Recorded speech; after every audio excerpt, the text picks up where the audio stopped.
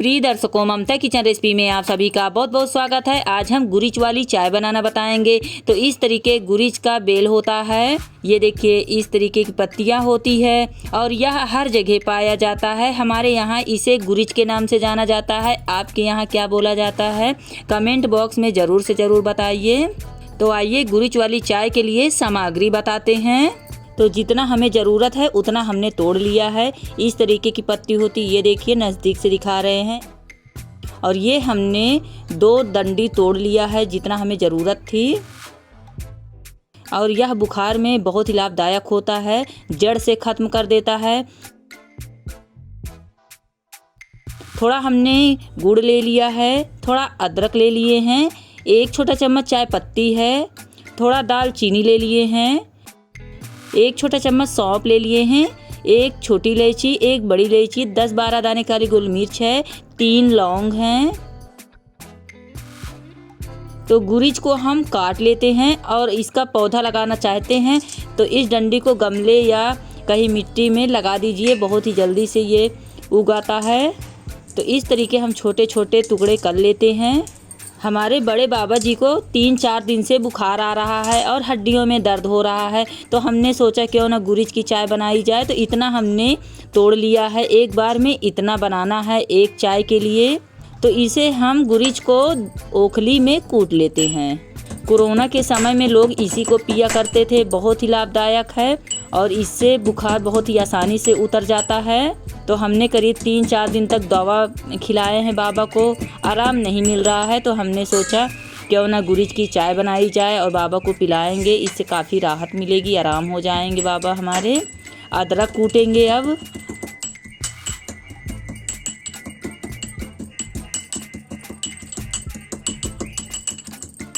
अदरक को भी भगोने में डाल देते हैं। ये गुरीच अदरक हमने डाल दिया। अब हम छोटी इलायची बड़ी इलायची कूटेंगे।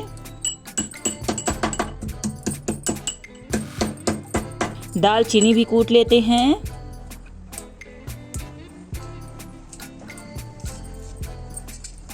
चाय पत्ती सौंफ भगोना में डाल देते हैं। काली गोल मिर्च भी कूट लेंगे।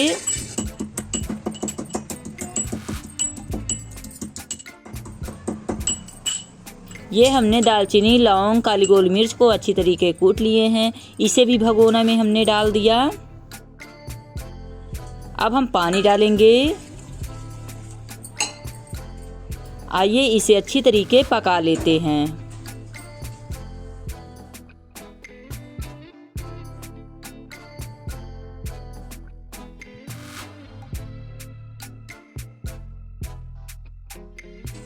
अब हम गुड़ डाल देते हैं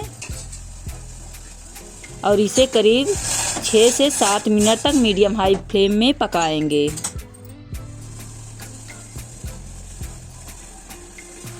ये देखिए कितना बढ़िया खौल रही है चाय।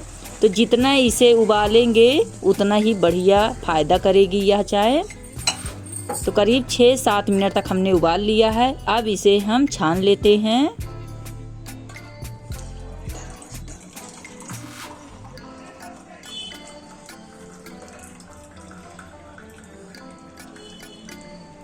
ये हमने ग्लास में छान लिया है। अब हम अपने बड़े बाबा जी को देंगे।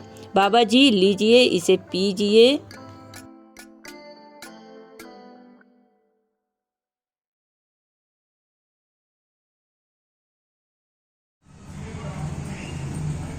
दवा खिलाने में फायदा नहीं बात, ये जड़ी बूटी की दवा है, का पिला दें तो मेरे भी कुछ आराम हो जाएगा। अब भगवान जाने आराम तो हो जाए तो ठीक है। और अंग्रेजी दवा तो काम नहीं कर जाता, और जड़ी बूटी की दवा है, शायद भगवान जाने सही हो जाए।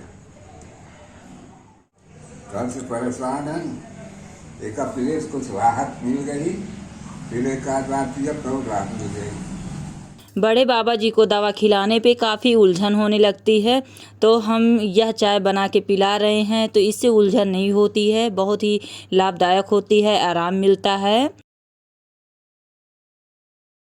तो अब हमारे बाबा जी को काफ़ी अंदर से गर्मी महसूस हो रही है, बहुत काफ़ी 3 दिन से काँप रहे थे, कपकपी हो रही थी।